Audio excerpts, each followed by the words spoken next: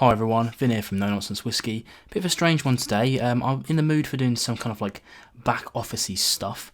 So what I've decided to do today, it's not a whiskey thing. Feel free to follow along with this if you're interested.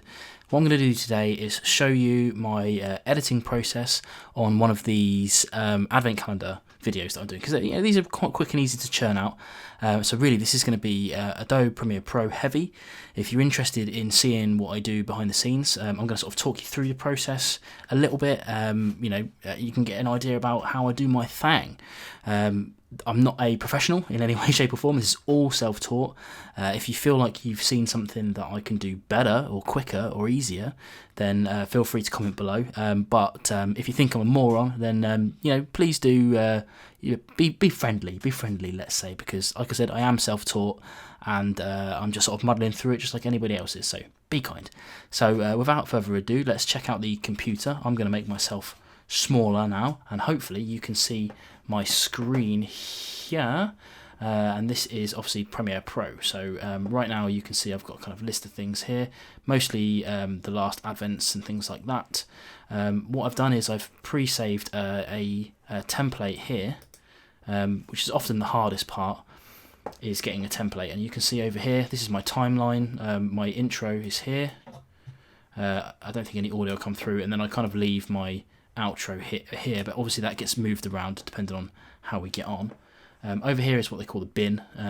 This is where you keep all of your AV crap. In here I've got my all ready to go, my soundtrack, my assets that I sometimes put in there, my kind of lower thirds they're called, my end screen, and then I've got the green screen effect. So this is going to be a bit of an overall thing, so you can see some green screen stuff and whatnot. So if you're interested in that, then do stick around. But in any case, the first thing we need then is to import some media. So I'm not sure if this will show up, but you can do it in a couple of ways. You can drag and drop, but I prefer I'm on a Mac, so for me it's Command I. Hopefully that brought this up here. This is all pre-recorded stuff. My organisational system is all over the place, so you can see I just number them in the order I do them, basically. We're dealing with file number 80, and this right here is the video and the audio file. As you can see, going up to big screen again quickly, you can see my microphone is down here, and usually it's up just out of the way slightly, but to get better audio for a video like this I brought it down. I record my audio and my video separately so that I can have a better audio quality essentially, and you can see why I use two files in just a second, because the import is pretty quick. You'll notice up here as well I'm still using the template, but I like to do this step first before I save it, just so I don't have to press some stuff. But here, if you right click, this is already selected and the other one's up here somewhere. If you right click this and then merge clips, I've got all this preset up as well. So basically what it's doing is synchronizing the two audio streams, so the original audio on the camera and the new audio, and I'm going to remove the audio from the AV clip, and it thinks about that for a moment. Boom, and then I've got my audio. There's me. Hello. So now I'll save the file, because you don't want to overwrite your template. So okay, now what we've got is a kind of raw clip here in the middle. Obviously none of it's lined up, and I've got a lengthy intro here where I've changed jumpers, because I definitely record one a day. Of course not, I record them in batch, so you can see me swapping that out. All I'll do here is sort of line it up casually, doesn't really matter at the moment. Get rid of this, and then I'll bring this towards the intro. Now you can zoom in on the timeline a lot. I kind of drag this over, and what I'm looking for here, you can see the audio peaks down here. This is the intro sound. I don't think the sound is going to show up. You might hear it through my microphone, but you can see the end of it here lines up with the start-ish. And then what I'll do is I'll play it and see if I'm happy with the hi there meets the wave. I like that. Yeah, if I didn't like it, I can move it forwards and backwards, and I also check to make sure there's no noise. You can see two tiny little peaks here, but that is not interrupted at all. Welcome to that. The other thing I'm looking for here, if you pay attention to this, I call it the toast meter from the Mission Impossible. Toast. If you watch there, you'll watch the decibels peak a little bit when I start this. Hi there, welcome to No Nonsense Whiskey. My name's Vin. For me, as long as that's not red, I'm happy, and your ear holes should be happy as well. Obviously now I've got my lower third here ready to go, so it should sync up when I save in PF, because I've said, yeah, I've said the same thing for like every video forever. All I do here is just scroll along so that disappears, and I get a standard pane here, and what I want to do now is add the standard effects that I add. So in this case, I add bass and treble. Those were in the filter and EQ, by the way. And also I don't like the echo in my room, so I just add a bit of a de-reverb. Now over here on effects, I know, because it's the same every time, I just do the same thing. I add 1.5 decibels of bass and 1.5 of treb. The de-reverb is already taken effect. You can see down here, it's already at 40%, and I quite like that. So, and then I just check it. I'm trying to change up the intro, I guess, a little bit, but that... Really, I don't think many people would notice the difference, but it's just something I like to do. Nice freeze frame. Then what I do is I'll go into colour, and again, I'm not like a pro, so I just do the kind of sliders here. I start with saturation, just to make myself look like I'm less dead. And then what I do with exposure and contrast and whatnot is basically I try to not get rid of this ring, but make it less obvious. So I'll increase the exposure a little bit. You can already see it's become less obtrusive to your eyes. I like to reduce the contrast a bit, because if you put it up a bit too much, it looks a bit unreal, a bit cartoony. Too low, it gets a bit dusted out. So I like to reduce it just a little bit. Highlights tends to go up a little bit, but you'll see what I do is I just sort of play around with it until I find something that I like. I'm not really a pro with this sort of thing. Shadows I can reduce it to make myself look less eye baggy, but in this case I want it to be slightly richer colour, I think. Whites are usually put up, but yeah, I will. And blacks usually put down a little bit, just to give it a bit of a richer feel. That's that done. Okay, so the next step, I am going to scrub through, because I'll go through this. Oh, actually, I said that. I don't like that. I don't like how that colour's turned out. Let's dial a few things back a bit.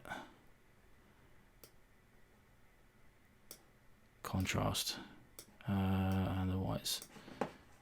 Probably made no difference to any of you guys. Yeah, the reason why I go back to effects is obvious later.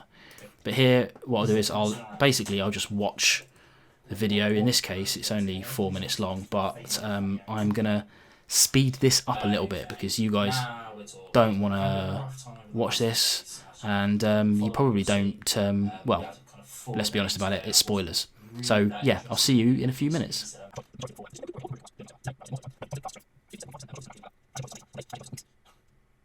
I actually haven't. Okay, so coming back into it then, I've just found a mistake. So this is why I scrubbed through, because this gap here could be a tasting, but here it's a mistake. What I did was I said, I haven't tried this in some days. Then I tried to correct myself and I said some weeks, when really I meant some years. So what I'm going to do now is, I mean, this is how basic I go. So I actually haven't tried this. That's where the mistake is. And that's me opening the clicker. So it looks like it's quite neat, actually. I'm pretty good at keeping it neat this time, although it does look like the exposure's blown out a little bit, but we'll see how we get on. All you do is you press C on the keyboard to get your cutter out. I'll cut it there and there.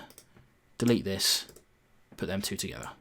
That was a bit quick, I know, but let's see how that matches up.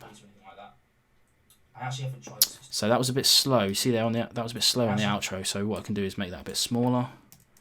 It looks like I clicked my teeth there, so let's get rid of that. What I'm doing there, by the way, is let me just Control Z that. Once I've created the patch there, I'm clicking on it to make it white. I'm literally just hitting backspace, and then the same again here. You can click that backspace, draw it together. Like that. I actually haven't tried this for some years. We can make that smoother. Usually I'm not this picky, but I want you to see the process. So I'm just doing that same thing again. I actually haven't tried this. Not bad. I actually haven't tried. So because there's a bit of an exposure difference, I can fix that, but I'm not going to bother. What I'll do is I'll probably just bang in a lower third over here. And what that'll do, sneakily, if I line it up right, it'll draw your eye away from the mistake. So what I tend to do here, the like and subscribe one gets bigger here. So then I reduce it to 60% and move it over to where it usually sits in the lower third. And if I watch it again, your eye will get drawn down to that when it pops out, and you shouldn't see the join. There you go, back to scrubbing.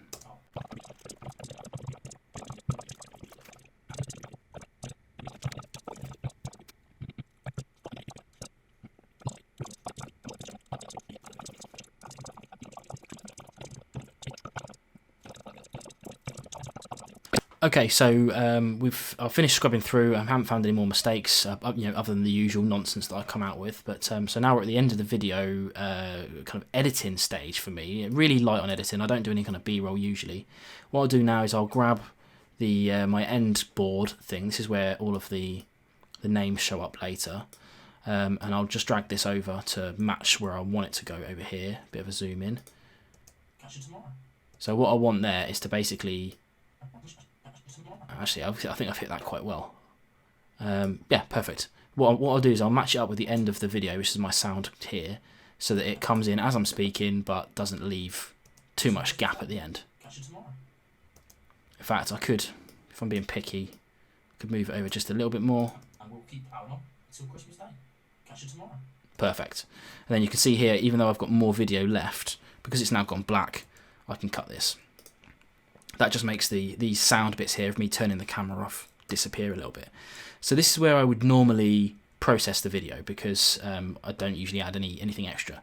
But because I'm doing the Christmas videos now, I'm adding a bit of an overlay and some audio. So the first thing I'll do is, it's only 4.5 minutes. So down here I've got my green screen effects.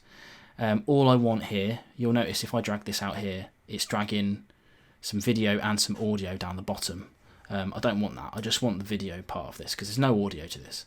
So what I'll do is I'll click off it. I'll double click it and it shows up here. Here you can do loads of fancy stuff, but I don't bother with any of that. This is drag video only. Chuck it on top. So what they've done there is just line it up with the start. But you'll notice now, because it's on top, it's just green screen over the lovely video that I just created. Now here's the cool thing: green screen stuff is so easy on Premiere Pro. Over here there's an effect called Ultra Key. So if I just type in that, all you do is just drag it down like any other effect on top of that, and then up here go back to effects controls, and now you've got some new controls down here. You can do things that are very, very clever down here, but really all I'm grabbing here is the eyedropper, clicking green, boom, it's gone. So all that's doing is basically removing anything that's that colour. So if you've got a green screen that isn't as perfect as what I just had there, that was just a video I got off YouTube. Like if you've got a green screen that's got loads of hasn't been ironed or something like that, then you'll have different shades of green. So you'll have to mess around a little bit here with your kind of matte cleanup and whatnot, and change it from composites probably to alpha channel or something like that. Because here, there's the alpha channel, which only shows me whatever. So basically, there's loads of stuff in here that can make it a bit easier, but I'm not going to go into that today. I've just realised I might be slightly out of focus for this, but never mind. Okay, so now what I'm going to do is add some audio. You can see here I've got 3 audio tracks, but there isn't a fresh one here. You can add it in a different way, but there's a really easy way of adding a new track, and that's just to drop it down the bottom. And it just adds a new track for you. Now you can't see it here because I've expanded these out, but this is really loud. So the first thing I'm going to do is right-click it and go to audio gain and just go to -30, which is the figure I found to be good. And I'm just going to drag the other one in, do the same, audio gain -30. So that brings me up to the end of this bit here. Now all I do is I'll cut, see how it all lines up for me nicely. I'll just cut that off, oops, delete, 4 minutes 17.